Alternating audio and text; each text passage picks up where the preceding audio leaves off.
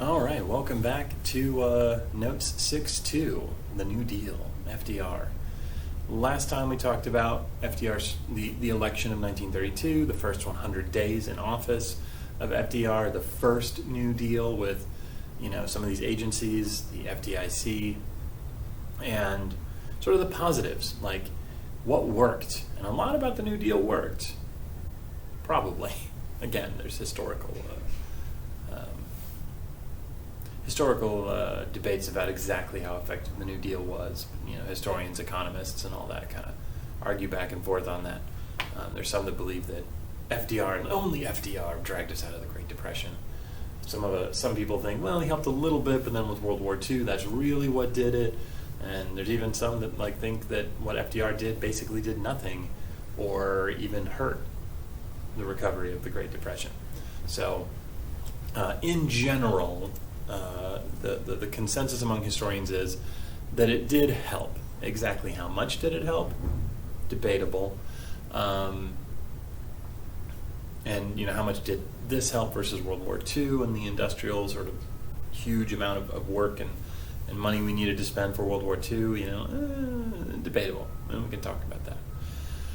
But at the time, there was certainly pushback against the New Deal.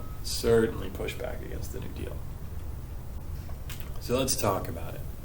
Now, the first bit of pushback from the New Deal is somebody not somebody who was worried that FDR was doing too much and taking too much power, but that he wasn't doing enough and that he wasn't taking enough power.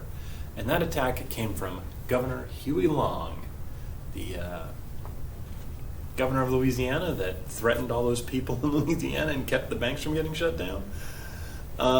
Let's talk about him. At this point, he was actually a senator. He had sort of finished up his term as governor. He'd run for Senate, and he'd won, and he was in Washington, D.C. Sometimes he spent a lot of time in Louisiana. Senate colleagues at the time didn't think that he took the job super seriously and that he'd much rather be in Louisiana. But he wanted to tax the heck out of the wealthy and just give that money to the poor. What he called his Robin Hood plan, or his every man a king plan. And we're going to go over the numbers, and some of this might look familiar. Some of this might look like what some, not Biden so much, but what some of the Democrats these days are talking about. And what some of the Republicans these days are saying, is a terrible, terrible idea. So when we go over this, you might be thinking, wow, this sounds great. And you might be thinking, this is terrifying. And either of those reactions is totally fine, because we're having a very similar debate in Congress right now about very similar ideas. So why are we studying history? Because we're still talking about it today. Lawmakers still talking about it today. And if you're going to be one of the people in charge of this country, because you'll be voting, you should probably know where you stand on this stuff. You should probably think about this stuff and think about, is this the right way to do things? Is this the right way to help people? Is this just going to hurt people? How are we going to pay for it? What's it going to cost? You should be asking about these things, and you should be thinking about these things, because when you vote for politicians, all of you should be eligible to vote in the 2022 elections, the midterms.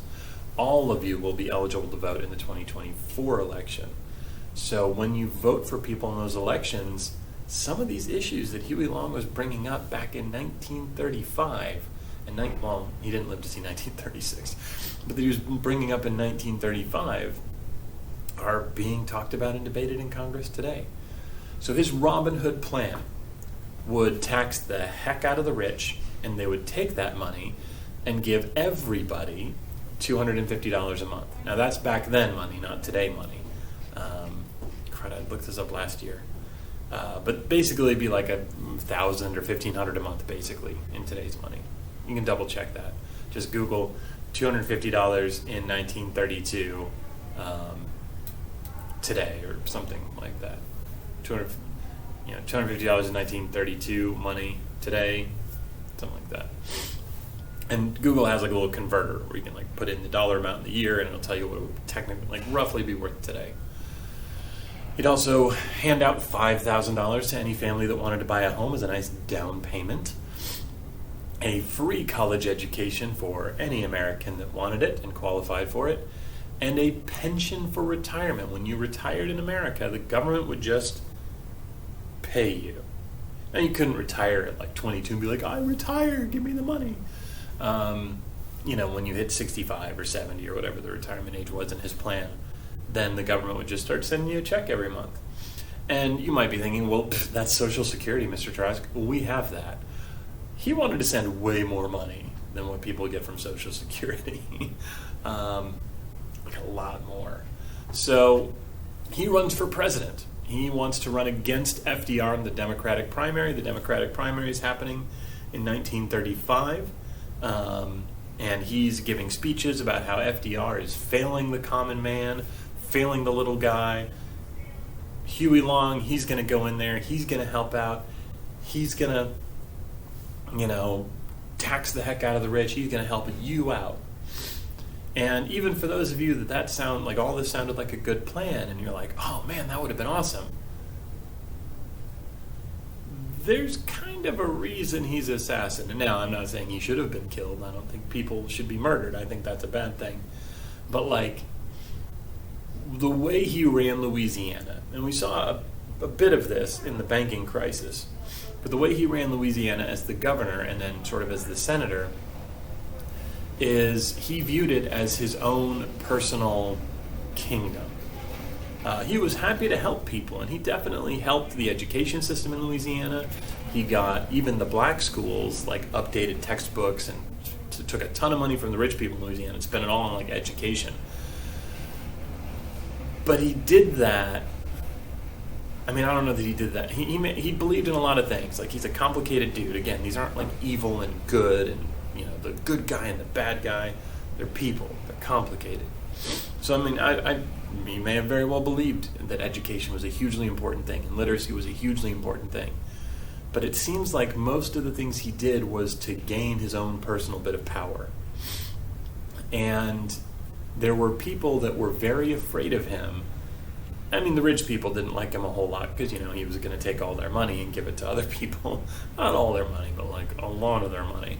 And give it to other people, redistributing the wealth, And but there were a lot of people that were afraid of him because they thought that he would become a dictator. That he would if he ever got the presidency, he wouldn't leave. And we might not be much of a democracy anymore after that.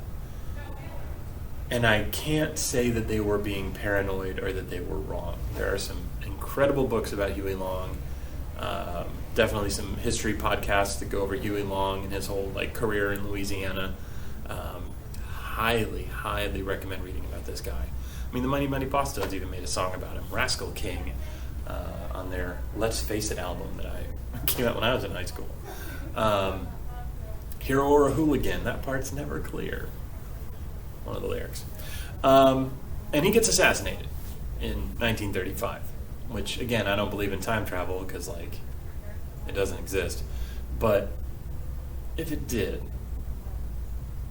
the person who murdered him might have been a time traveler from an alternate dystopian future where Huey Long wanted to become a dictator and destroy the country. So they came back in time to murder him before it could happen. But yeah, that's Huey Long. That's the first attack against FDR. And we might have some time to talk about Huey Long more in the future. I hope so. It's a really weird story. So the Supreme Court, they push back hard against FDR. They take the National Recovery Act and the Agricultural Adjustment Act, two of the big ones, two of the ones where government money is just going to help individuals, individual farmers, individual people, small businesses, and they're like, oh, that's unconstitutional. Because there were there's lawsuits. And it's ruled as unconstitutional, and the Supreme Court strikes it down, gets rid of it. and they are looking at a lot, and there's a lot of other court cases on their way up to the Supreme Court about a lot of these other policies, a lot of these other organizations, a lot of these other laws that we've already talked about, and we'll be talking about more of them as we go. So FDR was kind of worried the entire New Deal was going to get struck down by the Supreme Court. The other group of people that were not a big fan, from the opposite direction of Huey Long. Huey Long thought FDR wasn't doing enough. The Supreme Court and these conservative lawmakers believed that FDR was taking way too much power for himself. Way too much power was getting centered in the presidency. And remember, we have 3 co-equal branches of government. The president's important. The executive branch is important. Yes. There is definitely power and authority in the president. Yes. But there are limits, and those limits are put there on purpose. And Congress has powers and authorities, right? There's limits, but they have powers and authorities. And the judicial branch, the Supreme Court and other courts, they have powers and authorities. Limits, yes, but power, they do have powers as well. And the judicial branch and the legislative branch, the courts and Congress, were very worried that FDR was trying to take basically all the powers and get rid of all the limits on his own power. And they weren't 100% wrong on that. Now, FDR thought he was taking the power because he had to solve the Great Depression, and we'll talk more about that. But he also did run for a 3rd and a 4th term, and won those 2 terms. He won 4 presidential elections in a row. Now, I remember talking earlier in the year about how you could only run twice. Questions came up about that. Why didn't Obama run for a 3rd term? Well, what's Trump talking about running for a 3rd term? You can only be president twice. Now, back in the 1930s, that was a tradition, not a law. George Washington stepped down after 8 years because 2 terms was enough. And every president we'd had since then did the same thing. Well, if 2 terms was enough for Washington, it's enough for me. I will step down exactly as George Washington did. Until we get to the Roosevelts. Remember, Teddy tried to run for a 3rd term after Taft betrayed him. He failed. He didn't win, so it wasn't that big of a deal. But then FDR does it. Now, we're in the middle of the Great Depression. There's a world war about to start. Things are bad. And he doesn't think anyone else can handle it but him. So, should he have run those 3rd and 4th terms? Should he not have? That's tough to say. But he does run for the 3rd term and win it. And then he does run for his 4th term and win it. And then he dies in office. We'll get to that too. Immediately after he dies in office, these conservative lawmakers pass the 22nd Amendment that says it's now a rule you can only run twice. So I get where the judicial branch and the legislative branch are coming from here. So FDR decides to push back, right? He puts out this whole New Deal. He gets a lot of successes. He thinks he's doing the right thing. And he gets pushback from his own party, from the Republican Party, from the Supreme Court. And he's like, all right, fine. I got to protect the New Deal. I got to protect my laws. I got to protect my agencies. I got to protect my people. So he comes up with what was called the court packing plan. And if that sounds familiar, then you've been paying attention to the 2020 election. Because they're talking about it again. Is it going to happen? But it's definitely been talked about very recently. And so what he does is he basically writes a law and gets an ally in Congress to propose this law, the Judicial Procedures Reform Bill of 1937. And what that bill would do is allow FDR to put up 6 more Supreme Court justices. There were 9, and they were, arguing 4 to 5, and he was losing Supreme Court cases, 4 to 5, 3 to 6, whatever.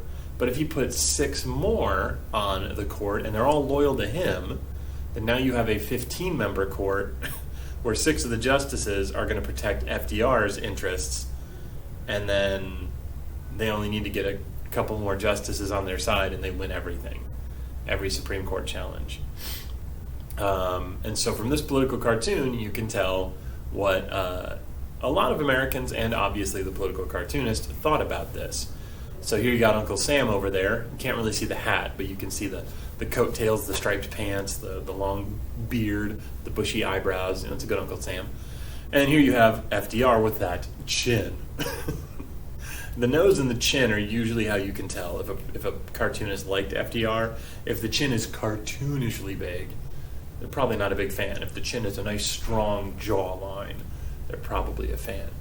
And here's the packed court, and he has these literal ventriloquist puppets, and he's doing ventriloquism. Yes, yes, we all vote yes. That was the worry. And the bill fails. Sorry, Bill. Even the Democratic Party doesn't give him the power on this one. So basically they're like, nope, we're done. We can't back you up on this one, FDR. We're not packing the courts. And FDR loses this battle. Sort of. You see, FDR doesn't get his bill. He doesn't get to appoint any new Supreme Court justices. I love this political cartoon here. He's all kind of sad at the farm. All I said was give me 6 more justices. And there's people all fighting and going crazy, and whole ruckus getting kicked up. I love how sad he looks. That's good art. I'm not saying I'm against him or for him. I'm just saying that's you can really tell. That's a good artist. You can really tell the expression on his face. It's a very funny political cartoon. A lot of political cartoons are very funny. I think that one is. So he doesn't get those things. He doesn't get the things he wanted. But the Supreme Court gets a little worried that FDR is going to keep at it. And so the next time some New Deal programs come up before them, and the lawsuits are like, this program is unconstitutional, get rid of it, Supreme Court. The Supreme Court was like, well, it's probably constitutional. The legislator can get rid of it. You can appeal to your Congress people and your senators and the president to try and get rid of it, but as far as we can tell, it's constitutional. So the Supreme Court stops just knocking down every New Deal thing that they could get their hands on, and a lot of the New Deal survives. So did FDR get what he wanted? No. But actually, yeah, he did. He didn't get exactly what he wanted, but he sure got what he wanted. So let's take a look at a couple of other political cartoons from the time period. A local image, and then a very, very rare image indeed. So this one, FDR congratulating his favorite students. You've got FDR, clear. They don't even label FDR, right? His chin, his nose, the graying side. He's standing there, little glasses. That's definitely another FDR thing. And he's patting on the head these 2 little I'm proud of you both, my favorite students. And it's the Senate and the House. Oh, Congress is passing all my laws, such good little boys. And there's the judiciary, as you can see on the collar. The judges, the Supreme Court, teacher's pets. So this political cartoonist is sort of setting up FDR, the executive, the Senate and the House, the legislative branch, against the judiciary. But in this one, the framing of it is FDR's in charge. He's the teacher. He's the authority. And you got these good students, and then you have the unruly, mean student who's mad and jealous.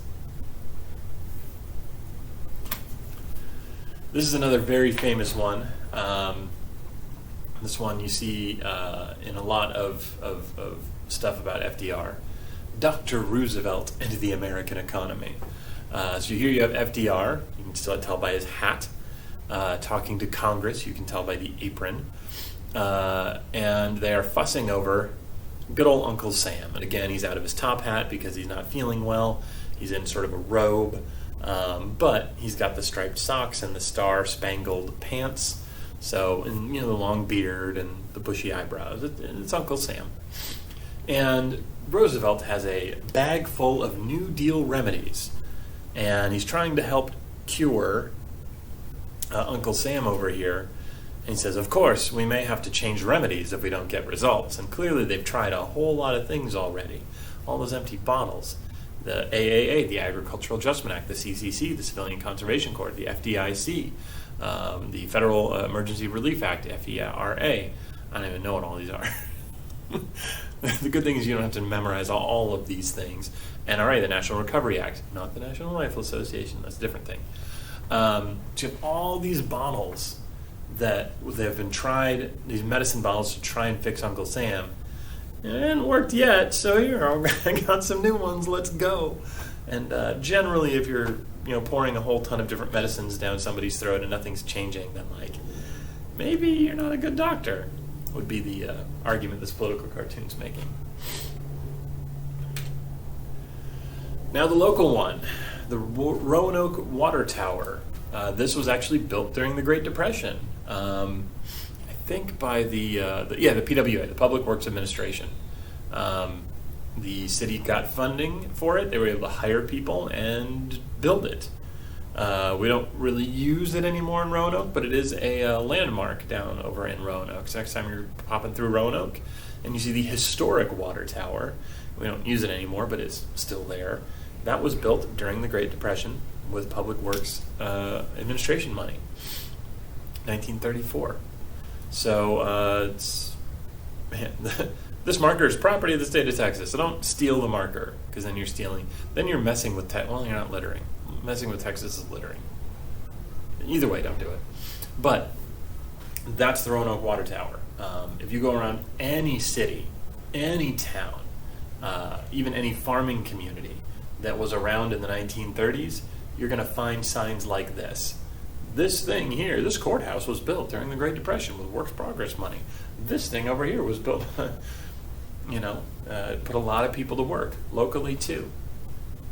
And 1934 is not that long ago. 1936 was the construction. That's, 70, 80 years ago? Oh, let's see. 80, 90 years ago. All right. Another 10 years. You might not have any family members that were alive back then, but you're not too far off. You might have only one, a generation that's still around. It was their parents that were alive during this time period. And if they were in this area, they might have a story about that. They might know some of the people that worked on it. Might have been some of your family members, if you're from the area and have been from the area. I was born in Illinois and grew up in Wisconsin, so it wasn't my ancestors. But this is a very rare photograph. FDR sitting in his wheelchair. Did you know FDR was in a wheelchair? Because we saw a whole lot of pictures. We saw a couple pictures of him sitting down in cars and in chairs. And all those political cartoons we saw, he was standing tall and standing strong. And even in the ones where they didn't like him very much, he was still standing. So what's this wheelchair business? Polio. He suffered from polio as a kid, and he was in a wheelchair most of his life. And most of the country didn't know it, because the press helped cover that up, because they didn't want. They didn't think it was like an appropriate thing to run a bunch of stories about how FDR was in a wheelchair. Compare that to the press nowadays.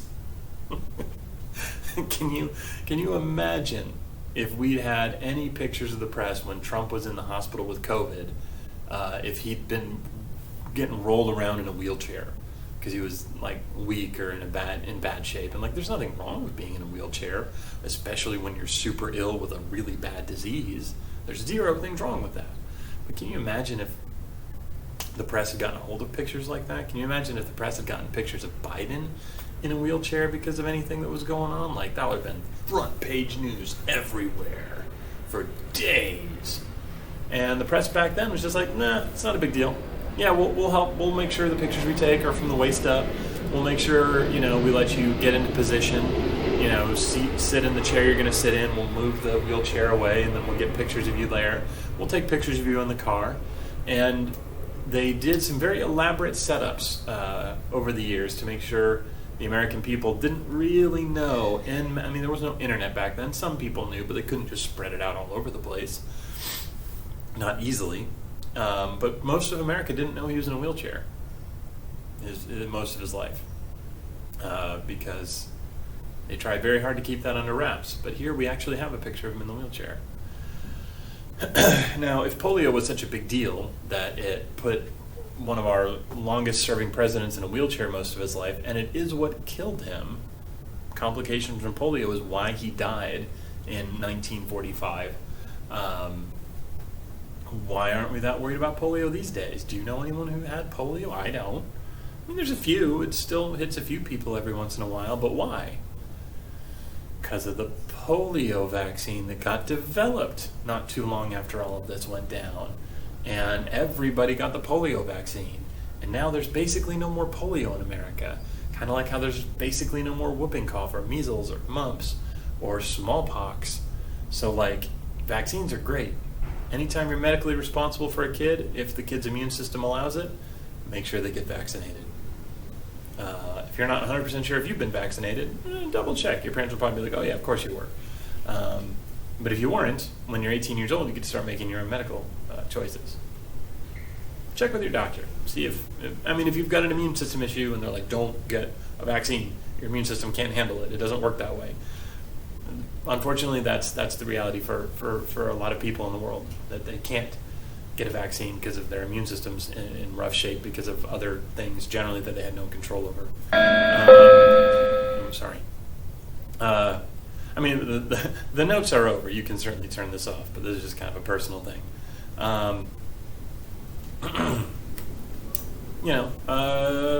Vaccines are great. They're very, very good. And as soon as we get one for COVID that has been tested, that is safe, that is secure, and your immune system can handle it, go get it. Make sure all the people go get it. Because my immune system is fine. It can handle vaccines. So not only is it a good thing for me to get the vaccine for myself, so that hopefully I don't end up ever getting the coronavirus, I'm taking a whole lot of steps to stay safe and secure now to make sure I don't get it. And once the vaccine is available and safe and tested and ready to go, I'll be getting it when I can. And that's good for me, sure, but that also helps protect other people. The whole concept of herd immunity, if enough of us get the vaccine, 95, 97% of us is where we should be shooting for, then the very small percentage-wise number of human beings who have immune systems that can't handle vaccines, or that their immune system don't learn from vaccines, or they're allergic to stuff in the vaccines and therefore can't get the vaccines, that way we protect all of them too. So we destroyed polio, we destroyed mumps, measles, whooping cough, smallpox. We can do this with COVID too. We just need to get the vaccines when they're available, when they've been tested properly. I know you may have heard some stuff in the news. Oh, two of these companies, they've got some 90-some% effective vaccine. When do we get it? Probably not for another year, because they have to keep running tests. They have to keep making sure it's safe. They have to keep, like there's a process to this for a reason. Because we really need to test it on a lot of different people, like in controlled groups, that we can keep track of stuff that happens. And if it turns out there's something that affects 0.1% of the population that makes it a problem for them to get the vaccine, that has rough side effects because of whatever is going on with their immune system, we need to know about that ahead of time. Because 0.1% of a few thousand people is a few people, but 0.1% of America, where we have about 300 million people, 1% of 300 million people would be, 3 million people. 0.1% would be 300,000 people. And if 300,000 Americans end up with super severe side effects from the vaccine, that's actually worse than COVID right now, because 250,000 people is where we have dead from COVID in the U.S. So even super rare side effects we need to know about, we need to understand, and we need to be able to prepare for it, which is why we have these long processes to make sure the vaccine is safe and ready to go. So I know it's frustrating. We can't just get the vaccines that look like they work right now. We just got to keep going a little bit longer. And we can do it. It's going to be hard. It's not going to be easy. I'm sorry. But that's where we're at. So have a good one. We'll see you tomorrow. We'll talk a little bit more about the agencies that we mentioned above here in the notes. If we get some time, we'll talk about Huey Long as well, and then we'll have the quiz over this stuff. And then not too long after that, I guess, the test. So if you got questions, let me know. You know where to find me. Technically, this was over like a long time ago until I just got off on vaccines for a while. Sorry. Anyway, the end for real now. Get some sleep. Take care of your mental health. Physical health too, but definitely your mental health.